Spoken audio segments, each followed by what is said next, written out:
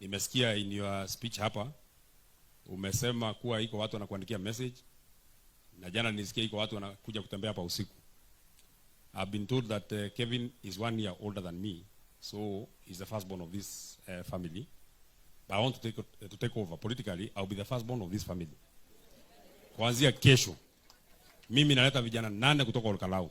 Iko mmoja atakuwa na man gate kuanzia saa 12 mpaka saa 6 ya mchana. Iko mwingine atakuwa anaingia saa 6 ya mchana mpaka jioni. Iko mwingine ataanzia jioni mpaka saa 6 ya usiku. Na saa 6 ya usiku mpaka asubuhi. Ndio nijue mtu yote mwenye anaingia hapa kwa nyumba yetu. Na anaingia kwa jia gani na anakuja kufanya nini. Hiyo watu, Your Excellency, tunataka ile gari inafikisha Ruto Sugoi. Lazima iende na watu yake. Hakuna mtu anashuka. Na nilisema this morning, kwa hiyo gari yao tunatoa ile koji itakuwa tena kidogo mnene. Yeah, we are removing that koji and we are welding that gari. Tunachomelea hiyo gari watu yeye na watu yake lazima wafike Sugoi. Waende wasiende. In fact, saa hii hatutarudi kusema Kasongo aende asiende. Tunasema ameenda hajaenda.